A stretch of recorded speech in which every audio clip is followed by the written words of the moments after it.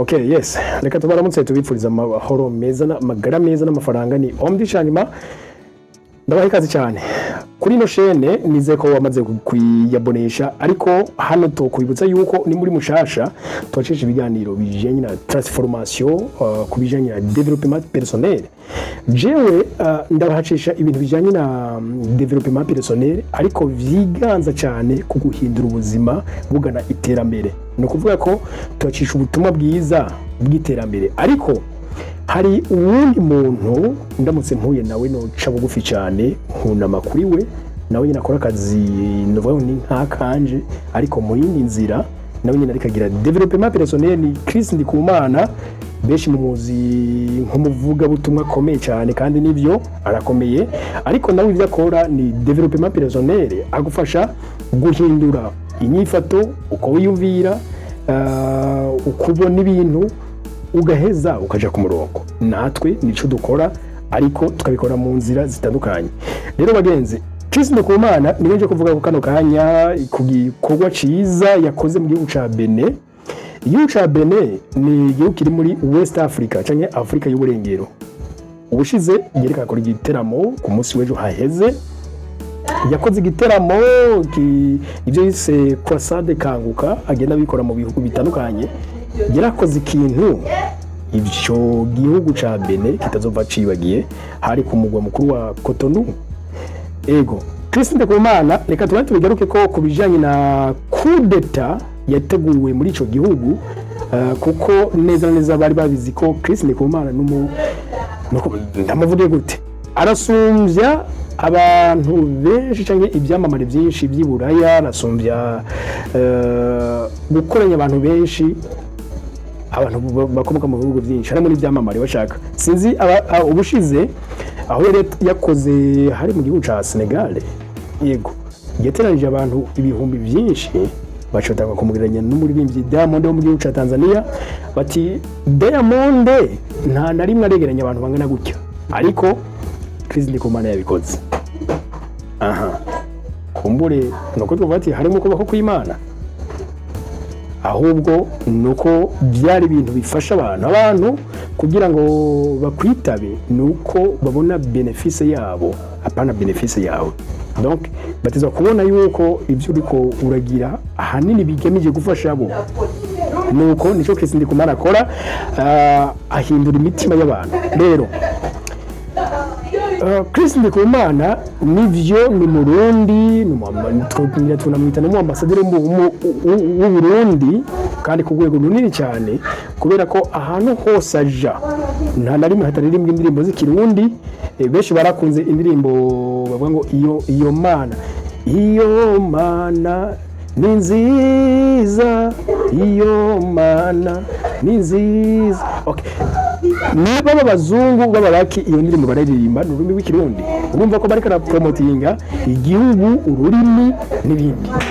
Rero ahantu henshi ashitse agaragara nk'ishusho nziza y'igihugu. Abarundi tuba dukwiye kumwubaha kurenza ngira ndakeka nuko tubikora. Rero muri kino gihe mu gihugu ca Benin ku mugwa mukuru i Cotonou niho yari yateguye igiteramo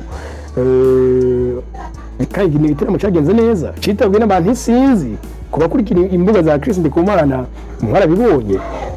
Ego ariko ikintu gitangaje nuko kuri uyo munsi umupresident atwara kino gihugu bamwita Patrice Talon yarakozwe coup d'etat kubera ko abantu bose baba n'abategetsi Chris Ndikumana bamufata nk'umuntu adasanzwe, umuntu akoreshwa n'Imana. N'abategetsi ubwabo barahagaritse ibikorwa baraza aho Chris Ndikumana ari kugira ngo bashimire Imana byitwa ibitangaza bikoreke mu maso yabo byarakozwe. Ariko ico gihe niho ingabo z'abasirikare b'igihugu ca Benin biyegeranije kugira ngo bakwite coup d'etat. Ariko aha uwo kwibaza mbere nimba Imana kwa kundi bavuga ati nimba Imana iri ku ruhande rwacu nikizo dutera ubwoba, nimba Imana iri ku ruhande rwa Chris Ndikumana biye bikorwa byari yerekana hakorera byari ku nyungu yo kuwiteka. Imana yari kwemera ko ivyo bikorwa biba nuko rero coup d'etat yarakubiswe abasirikare mbere baratangaza ko bakubise coup d'etat ariko byose byabaye impfagusa. Nico gituma uno munsi umukuru w'igihugu yarahari, president cyangwa president umukuru w'igihugu Patrice Talon nuno munsi n'akirongoye igihugu. Ibi bice bigaruka nk'amashimwe ku bantu bakurikiye Chris Ndikumana bakajya muri giteramo bakasenga, ibitangaza byarakoretse ibimuga biramuguruka, abagwaye indwara zananiranye zirakira, kwizera n'ibitangaza. Mushobora kwibaza muti mbega burya iyo wegereye abantu basenga koko bijya n'ivy'ukuri ibyo bitangaza birakoreka? Bagenzi, ukwizera nta kikunanira. No kuvuga ko ico utumva ko kidashoboka ntigishoboka nyene, ico wumva ko gishoboka kirashoboka. Umuntu yaramugaye akumva igitangaza ati uwitwa Chris Ndikumana nemera cyane mpora numva yaje ari muri kano karere kacu, ati noje hari indwara yananiranye yokira. Nta kabuza nimba uvyemera gutyo ko uramutse ushitse ahari akawukorako canka akakuvuga mu izina canka gusengera wokira, nta kabuza wokira. Igihe cha Jezi Kri ari ku isi hari bakora ku myambaro y'impuzu ziwe bagakira, ariko ntiyabuze n'abandi benshi bazikoze ngo tereka mpime ndabe oyo pimye nyine ubupimye nta usanga nta cyakoretse. Ku bantu bizera mu iyobokamana rya Kristo muri Catholicisme, donc nabo idini rya Catholique, ku bantu bari muri Catholique, papa umupapa mufata nk'umuntu dasanzwe, nk'umuntu mengo aregereye Imana gusumbya abandi. Iyo uwo muntu nk'ubuyoza mu gihugu cy'iwanyu akaba ari umuntu afise kujya kwizera kubakiye kuri Christianisme Catholicisme, ntababeshe naho iyo bagwaye kungana iki, ariko aramutse yizera muri ijya myizerere ahuye na papa nakawuza nakira. Kubera aza kumva umengo Imana iri kumwe nawe, kumbe buri bushobozi bw'umuntu bumukiza cyangwa bumutabara buri muri we. Ibifasha umuntu biri muri we. That's why na Jezi yavuze ati buri cica umuntu nikiri muri we, ntabwo ari kiva hanze, nikiri muri we. Cyumvikana ngo nico tabara umuntu kiri muri we. Nico tabara umuntu kiri muri we. Twebwe iyo ngaha kuri zishene zacu yaba Omdishani macanye Agaciro Media, iyo turiko turakora ibiganiro byinshi, turakora amakonteni cyangwa ibiganiro bigamije gufasha umuntu uwo ari wese kwiyumva akiha agaciro, akiyizera, donc agira confidence cyangwa confiance en soi, maze ibintu agatanga kubibona umuntu atahora bibonamo.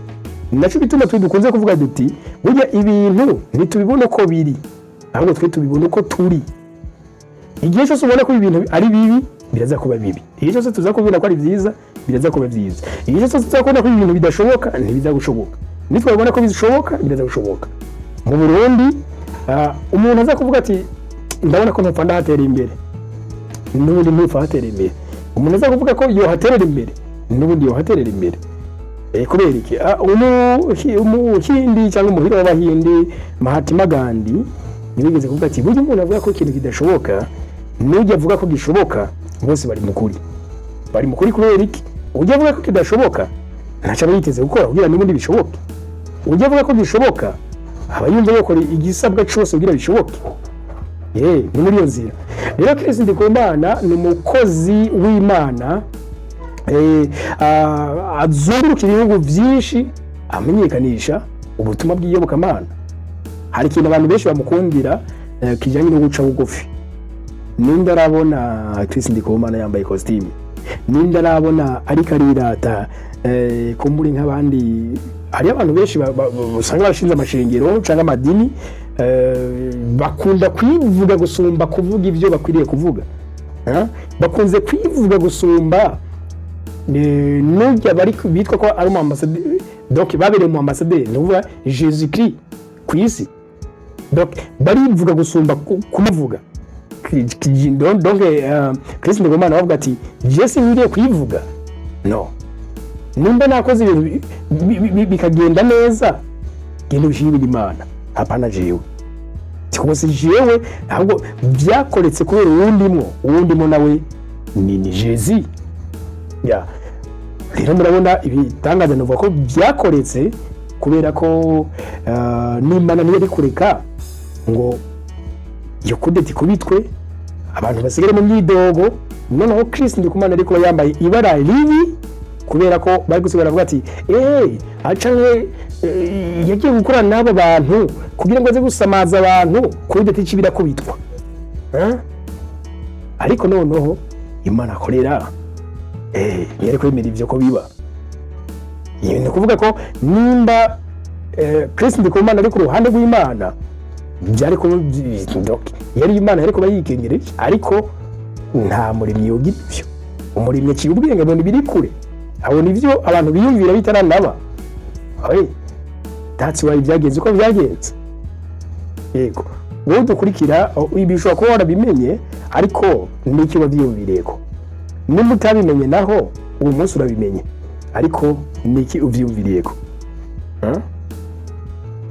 nuko turabakunda cyane twizere ko namwe muri bamwe mu muryango w'abantu bumva runo rurimi dushobora gukora dusangizanya bino biyago ariko bijanye hanini na transformation développement personnel.